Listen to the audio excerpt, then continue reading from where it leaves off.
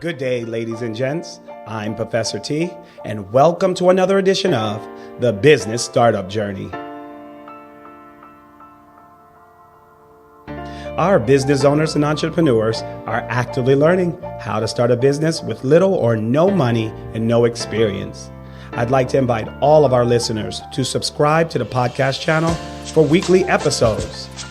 I would also like to encourage you to visit professorT.montfichet.com and download our study guides. The website is listed in the channel.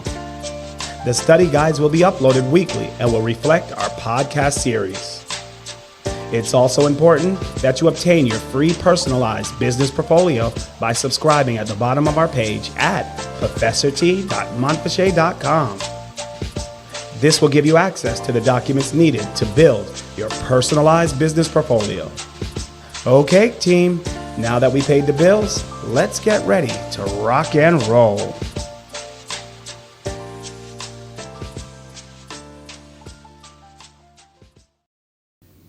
Well, good day, ladies and gents, and welcome back to another edition of the Business Startup Journey. I'm so excited to be here today, and I'm happy to bring a new topic with you guys that would really benefit your business, especially during these times of economic downturns.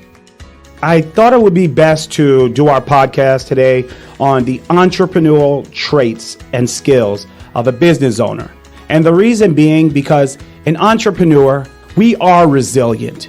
We know how to survive. We know how to pivot. We know how to apply agility during times like this. Before we start today's podcast, and just to remind you, if you have not already gotten the study guide, go ahead to professorT.montfichet.com. The website is in the handle. Click on study guides, and you'll see a list of the study guides that we use for each one of these podcasts. Download the study guide, and as I talk, take notes and use it. It's to your benefit. Apply it to your business.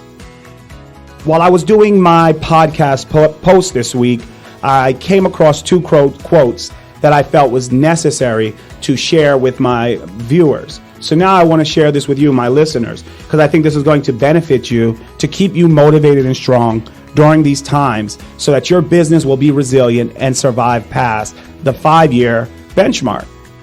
This first quote is from Walt Disney, and he says, "The way to get started is to quit talking and begin doing." So I really listened to that and allowed it to resonate to my life. The way to get started is to quit talking and begin doing. So I want to give everybody that inspiration. Let's get started. Let's do the work. Let's push forward. Let's make sure our businesses are resilient.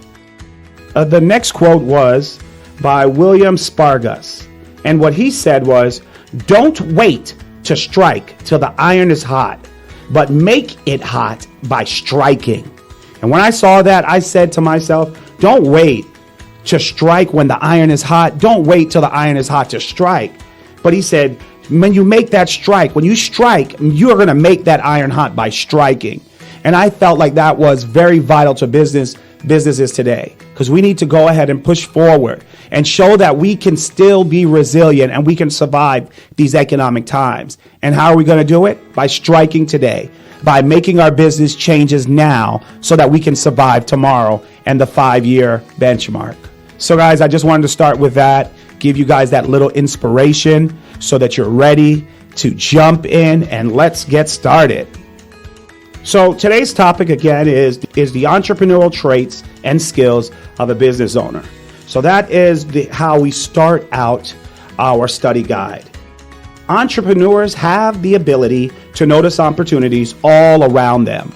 The world around them becomes their playing field. So an entrepreneur becomes inquisitive and curious about everything that's going on with them. For example, if they're shopping in the grocery store, they're curious about the process. They're curious how the item may get to the shelf, how they chose the items to get to the shelf, and they sometimes inquire about it. They find out why the grocery store has either 1 or 2 cashiers, registers. So this is the curiosity that a entrepreneur normally does when they're out in public. So I wanted to give you that first example. The next skill or trait of an entrepreneur is their ability to take advantage of untapped opportunities.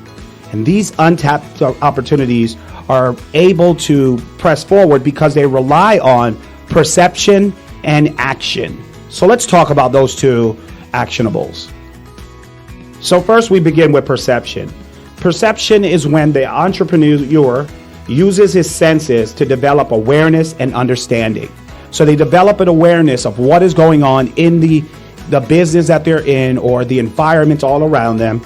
And then they develop an understanding why they chose to do that process and why they chose to implement whatever they have going on in their business. So when I decided to dig deeper in the perception area, I went for the definition and I chose the ability to see, hear, or become aware of something through the senses.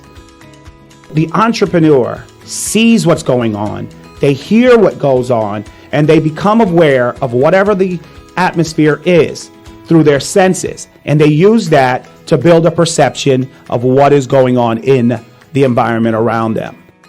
This is necessary because they might utilize these tools to make changes in their current business or to implement a new strategy. The next actionable is action. And when I looked up that definition, I took this away. Something done or performed. It is the form of acting upon something. An act that has one consciously will and that may be characterized by physical or mental activity. So those two areas, perception and action, are two untapped opportunities that we use to understand the environment around us. Those two actionables, perception and actions, are two methods that we use as entrepreneurs to take advantage of the untapped opportunities around us. These traits are, where do they come from? Are they inherited? Are they learned? Or are they both? I didn't want to be the one to give you that answer. I wanted to give you information that I studied so that you can decide whether it's these traits and attributes are inherited, are they learned, or are they a combination of both?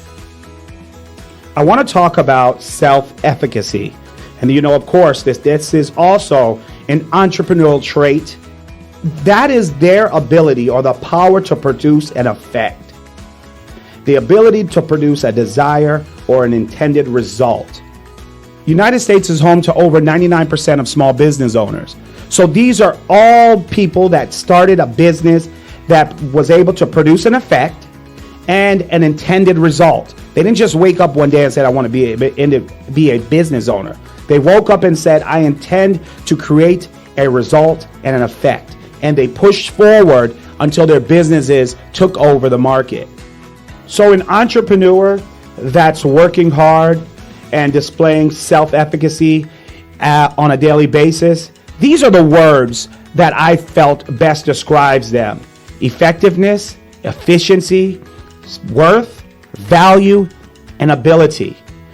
So these are words that best describe the attributes of a business owner.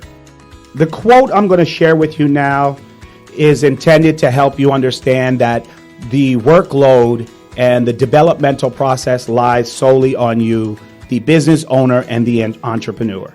This quote is by Dr. Montfichet. Do not spell out everything for them. You let them wrestle with it. You want to see how far they can go wrestling with their ambiguity and develop their own models. What he tells you is you have to leave that entrepreneur alone. You have to let them wrestle with their idea. You have to let them wrestle with their own ambiguity and development in order to produce a business model that's going to be self-sufficient beyond the 5-year benchmark. So I was so encouraged when I heard that. I felt empowered that I have to refocus my attention into the business to make sure that I'm producing what is required so I can reach that threshold as well. So the next part I wanted to know is, where did this come from? And some of the research shows that the seed is planted by your parents. So your parents planted a seed. They nurtured it during childhood and allowed you to expand on it once you got older. When I was researching this topic, they gave me some examples of business innovators. And a few of those business innovators described close relationships with both of their parents. They've also described the benefits for successful childhood careers. Not only were they close with their parents, but their parents encouraged them to start childhood careers. And this allowed them to start early on to understand that you're allowed to innovate, you're allowed to think and grow, and your number one priority is to build some type of form of business that generates revenue. And these are seeds that were planted by their parents during childhood. Now, as a child, these business innovators were taught early on how to identify opportunity in common practices. This was a skill that they started from childhood and they brought into their adulthood, and that's why they're successful, or this is a part of the reason why they're successful. The research also goes to show that the innovators' relationship with their parents, that they tend to try to please their parents all the time. So that idea of pleasing their parents, and it's normally the father that they were trying to please. Even after their parents may have passed away, including the father, they tried to please them in any way possible that benefits the success in their business. Some of the business innovators also showed that they had troubled relationships with during their childhood. But as an adult, they began to have closer relationships with their parents in their adulthood. They were encouraged and allowed to explore the limits of their capabilities as a child. So they were allowed to explore the limitations or the life around them as a child and to think out of the box to create something that would benefit the business world today and tomorrow. The innovator claims to have inherited the work ethic of both their parents due to their close relationships. And this is something I can contest to, because the work ethic that you see in your parents is sometimes things that you inherit yourself by watching them and mimicking them and practicing the attributes and the skills that they do. So that tends to be something that's inherited to you as an individual. So the next part I want to talk about is the entrepreneur by nature. Now, this entrepreneur is extremely comfortable with the day-to-day processes and making decisions that are in the best interest of the company.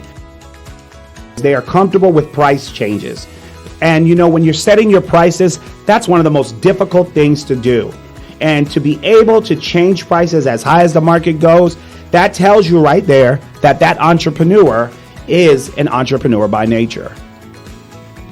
Now, small business owners, please understand, in order for us to be competitive and to really change the scale of our business, we have to understand that we need to be agile.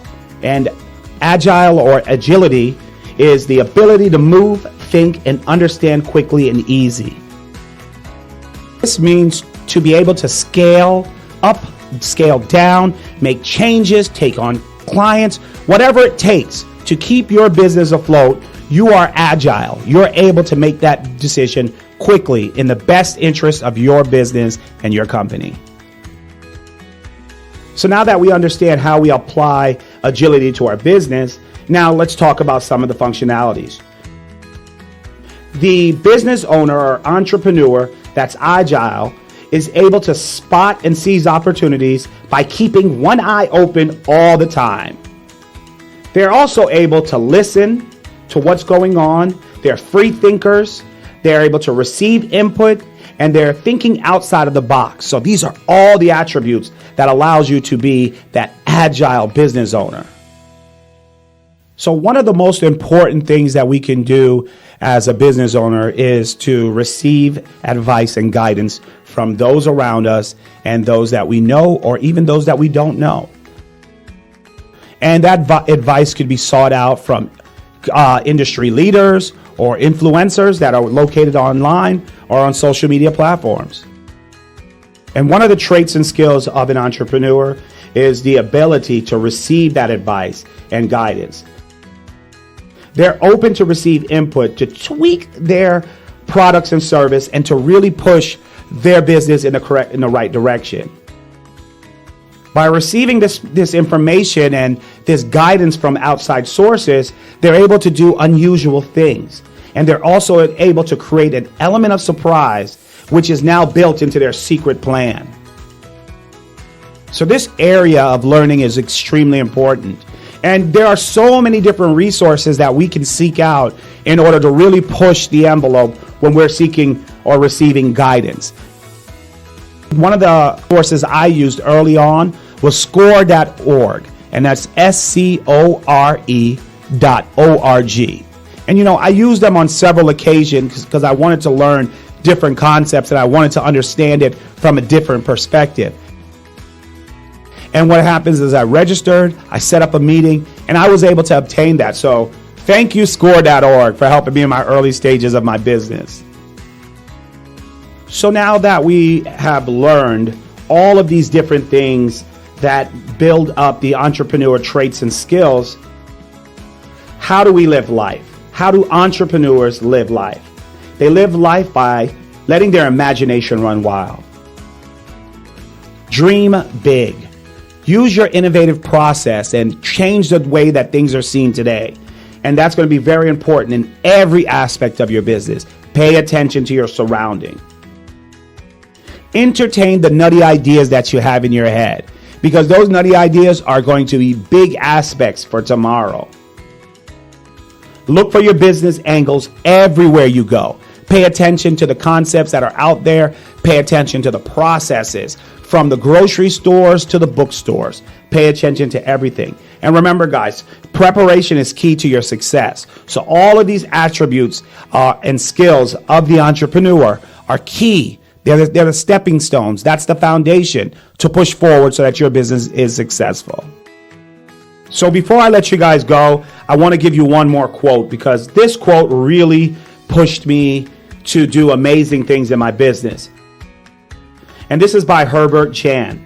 And he said, "I had to create opportunity for myself through exercise, reading, and learning. I had to be ready. So when the time came." And I thought of that to be who I was. Because when I first began to branch off of the company that started me, I read every day, I exercised every day, and I kept the process of learning open.